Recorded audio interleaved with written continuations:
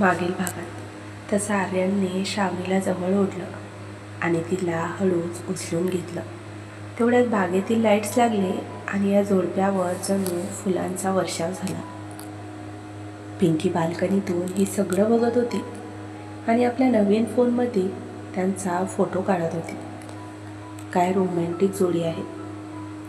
पण थांबा, या फोटोला मी मस्तपैकी रोमॅन्टिक गाणं लावून ऑफिसच्या ग्रुपवर टाकते.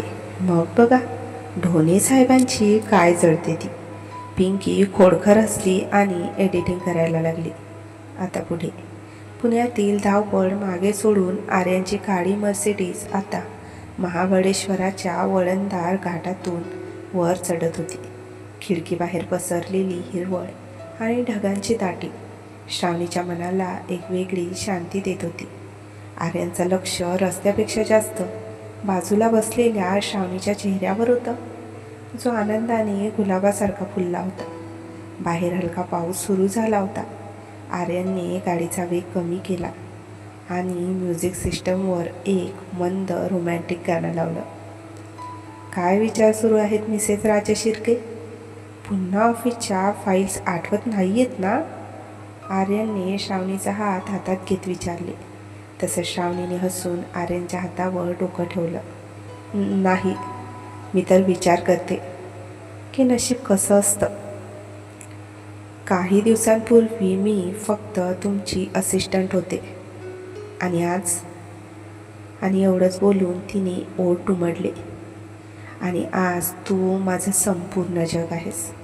श्रावणी, तुला माहिती आहे, या धुक्यात तुझा चेहरा अजूनच सुंदर दिसतोय, जणू एखादी परी स्वर्गातून खाली आली. आर्यन तिच्या डोळ्यात बघत म्हणाला.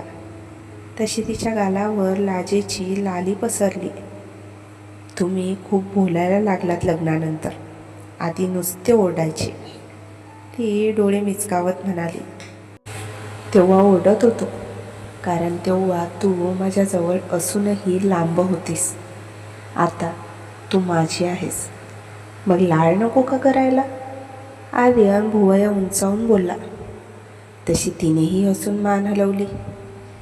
आता आर्यनने अचानक गाडी रस्त्याच्या कडेला थांबवली आणि श्रावणीच्या जवळ वाकला. तसे श्रावणीने घट्ट डोळे मिटून घेतले आणि त्याने अलगद तिच्या ओठांना स्वतःच्या ओठात बंदिस्त केलं. बाहेर पाऊस जोरात वाढला आणि गाडीच्या काचेवर पाण्याचे थेंब जमा झाले होते, ज्यामुळे आतलं दृश्य धुसर दिसत होतं. तिकडे पुण्यातील ऑफिसमध्ये पिंकीने काढलेला आर्यन आणि श्रावणीचा तो रोमॅन्टिक फोटो ग्रुपवर परफेक्ट कपल असं कॅप्शन देऊन टाकला होता. आणि आता पूर्ण ऑफिसमध्ये फक्त त्याच फोटोची चर्चा होती. मॅनेजर ढोणे रागाने लाल होऊन पिंकीच्या डेस्कपाशी पोहोचले. पिंकी, हे काय लावलंस तू? साहेब बघतील तर तुला आणि मला दोघांनाही कामावरून काढतील. हा काय ऑफिसचा ग्रुप आहे की मॅट्रिमोनी साईट? ते रागातच हात बांधून म्हणाले. ओ ढोणे साहेब, टेन्शन नको घ्या. साहेब आता महाबळेश्वरला निसर्गाचा आनंद घेत आहेत. ते ग्रुप बघायला रिकामे नाहीत. आणि बघा ना, साहेब किती खुश दिसत आहेत. तुम्ही तर कधी कोणाकडे बघून साध्या 2-32 दात पण दाखवले नाहीत. पिंकी वाकडं तोंड करून म्हणाली. अगं पण माझी शिस्त. मॅनेजर ढोणे एवढंच बोलले. तुमची शिस्त तुमच्या खिशात ठेवा. हे बघा, या फोटोला 50 लाईक्स मिळाले आहेत. 10 मिनिटात साहेबांच्या लग्नाचा आनंद साजरा करा, नाहीतर मी तुमचा पण एक फोटो ग्रुपवर टाकून देईल. वडापाव खातानाचा. पिंकी डोळे बारीक करून म्हणाली. तसे ढोणे साहेब कपाळावर हात मारून आपल्या कॅबिनमध्ये निघून गेले. इथे पिंकीने गुपचूप श्रावणीला मेसेज केला. वहिनी, साहेबांना सांगा की ऑफिसमध्ये त्यांची प्रगती मी नीट सांभाळते.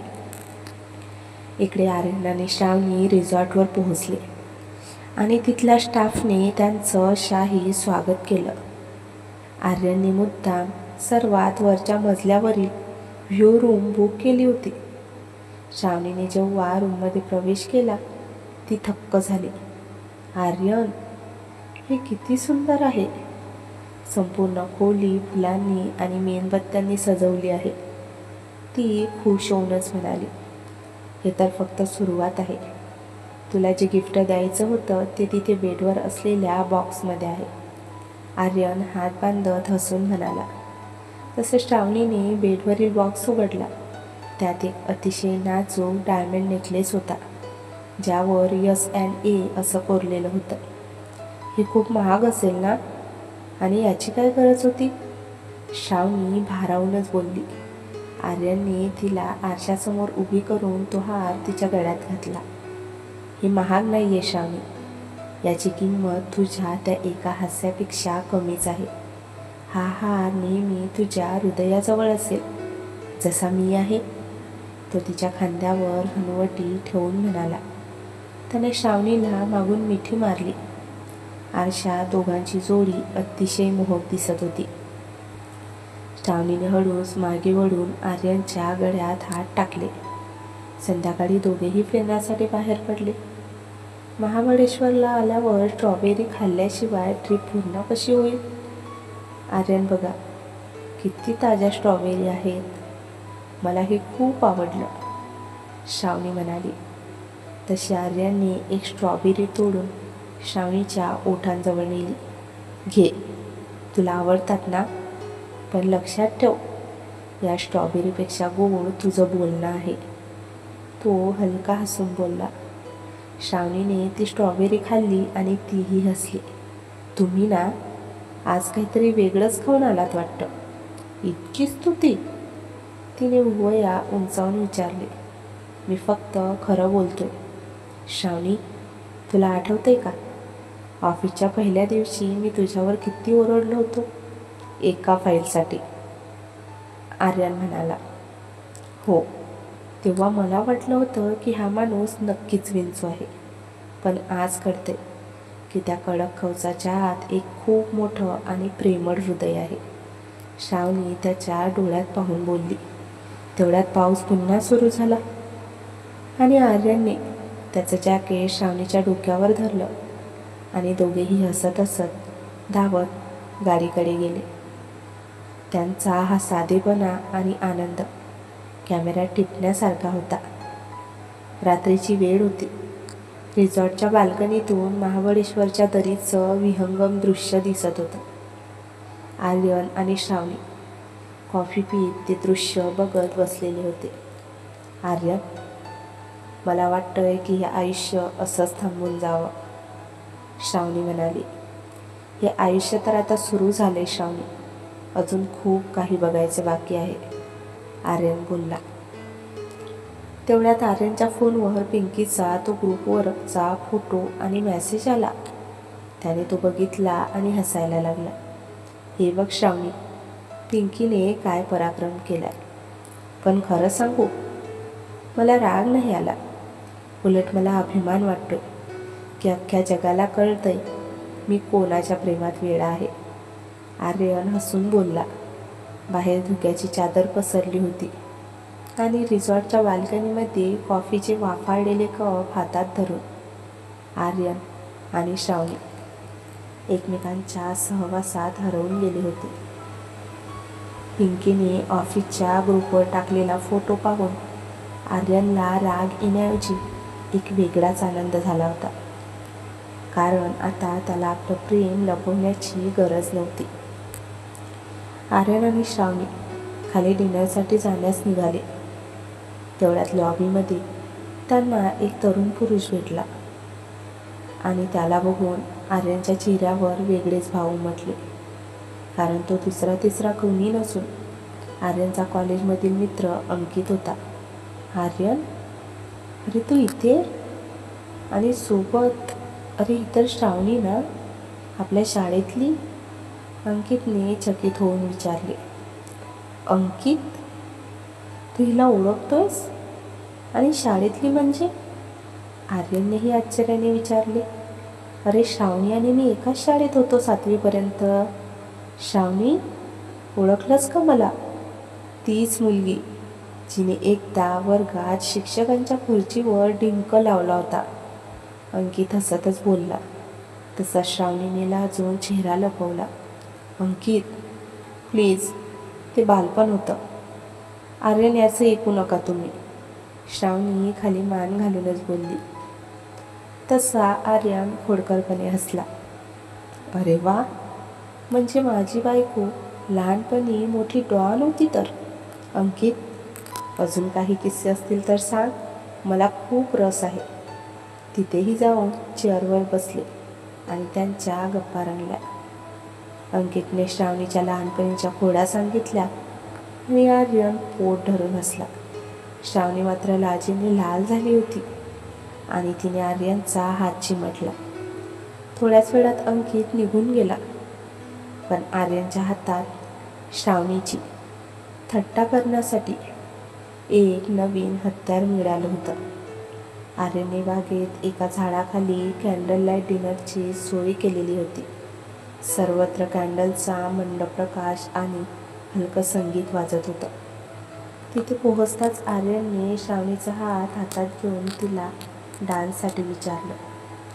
तर डील कर, माझ्यासोबत एक डान्स करशील का? आर्यन, नका ना छळू, मला डान्स येत नाही. श्रावणी मात्र थोडी लाजत आणि बारीक चेहरा करून म्हणाली, फक्त माझ्या पावलावर पाऊल ठेव आणि माझ्या डोळ्यात बघ, बाकी सगळं विसरून जा. आर्यन बोलला. तशी नाईलाजाने श्रावणीने होकारात ती मान हलवली. दोघेही धीमे धीमे गाण्यावर मंद डान्स करू लागले. आर्यनने श्रावणीला जवळ ओढलं आणि तिच्या कपाळावर ओठ टेकवली. आर्यन, आज खूप दिवसांनी मनावरचं ओझं हलकं झाल्यासारखं वाटतंय. तुमच्यासोबत असताना मला कशाचीच भीती वाटत नाही. श्रावणी त्याच्या छातीला डोकं टेकवून म्हणाली, आणि मला तुझ्यासोबत असताना जगातील सर्वात श्रीमंत माणूस असल्यासारखं वाटतं. संपत्तीने नाही, तर तुझ्या प्रेमाने. आर्याने तिच्या डोक्यावरून हात फिरवून बोलला. शेवटी दोघंही जेवण करायला बसले. आर्यनने स्वतःच्या हाताने श्रावणीला गोड पदार्थ भरवले. त्यामुळे ती जास्तच खुश झाली, कारण आज जेवणही सर्व तिच्या अगदी आवडीचं मागवलेलं होतं. वातावरणात फक्त प्रेम आणि विश्वासाचा सुगंध पसरलेला होता. दुसऱ्या दिवशी दुपारी पिंकी आणि मॅनेजर ढोणे ऑफिसच्या कॅन्टीनमध्ये लंचसाठी पोहोचले होते. ऑफिसमध्ये पिंकीने श्रावणी आणि आर्यनचा फोटो व्हायरल केल्यामुळे ढोणे साहेब वैतागले होते. पण पिंकीने आता पार्टीचा घाट घातला होता. ढोणे साहेब हनीमूनला गेले, म्हणजे आपल्याला पण काहीतरी हवं की नाही, म्हणून मी सर्वांसाठी वडापाव आणि चहा मागवला तुमच्या नावाने, पिंकी म्हणाली. तसे मॅनेजर ढोणेचे डोळेच विस्फारले. काय, माझ्या नावाने? पिंकी, माझं पाकिट काय कुबेराचं भांडार आहे का? आणि हे बघा, हा ऑफिसचा स्टाफ आहे की वडापाव खायला आलेली वरात? ते जवळपास ओरडतच बोलले. अहो साहेब, आनंदाचा क्षण आहे. बघा, साहेबांनी महाबळेश्वरहून मला मेसेज केलाय की सर्वांना ट्रीट द्या. आत्ता पैसे तुम्ही द्यायचे की साहेबांच्या खात्यातून कट करायचे ते ठरवा, पिंकी म्हणाली. तसे मॅनेजर ढोणेंनी नाईलाजाने खिशातून पैसे काढले. हे घे, पण लक्षात ठेव, साहेब आल्यावर मी तुझी तक्रार करणार आहे की तू माझं मानसिक आणि आर्थिक शोषण करतेस, ते वाकडं तोंड करून म्हणाले. थोड्याच वेळात संपूर्ण स्टाफने हसत हसत वडापाव खाल्ले.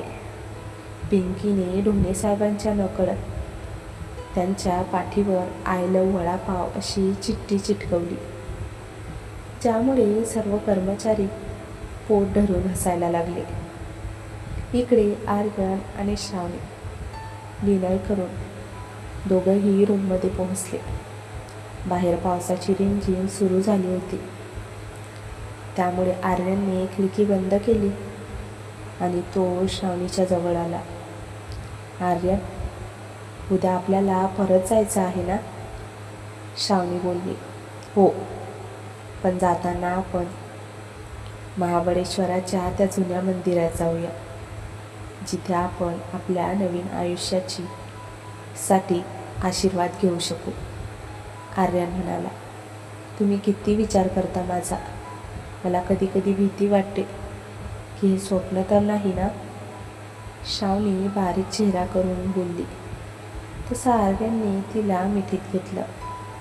हे स्वप्न नाही श्रावणी, हे सत्य आहे. आणि या सत्याचा प्रत्येक क्षण मला तुझ्यासोबत जगायचा आहे. तो तिला छातीशी घट्ट कवटाळत बोलला. त्याने श्रावणीचे केस सावरले आणि हळू स्लाईड बंद केला. तसं तिनेही त्याच्या कुशीत तोंड लपवलं. पण तो थोडी ना तिला सोडणार होता. त्यामुळे हळूच तिचा चेहरा पुन्हा वर केला आणि तिच्या ओठांवर ओठ टेकवले. त्याच्या प्रेमात रंगलेली श्रावणी हळूहळू कधी त्याला साथ देऊ लागली तिचं तिलाही कळलं नाही. आणि त्यात भर म्हणून खिडकीतून येणारा चंद्राचा तो प्रकाश, ज्याने आधीच खोलीत एक रोमॅन्टिक वातावरण निर्माण केलं होतं. दुसऱ्या दिवशी सकाळी दोघंही तयार होऊन हॉटेल बाहेर पडले. आर्यनने श्रावणीसाठी गाडीचा दरवाजा उघडला, पण गाडीत बसताना श्रावणीला लांबून एक व्यक्ती दिसला, जो त्यांच्याकडेच बघत होता. त्या व्यक्तीला बघून ती दचकली, पण तिने आर्यनला काहीही सांगितलं नाही, कारण तिला त्यांची ट्रीप खराब करायची नव्हती. तर मित्रांनो, कथेचा आजचा भाग तुम्हाला कसा वाटला कमेंट करून नक्कीच सांगा. जर तुम्हाला कथा आवडत असेल तर कथेला लाईक आणि शेअरसुद्धा करा. तसेच चॅनलला सबस्क्राईब करायला विसरू नका. धन्यवाद.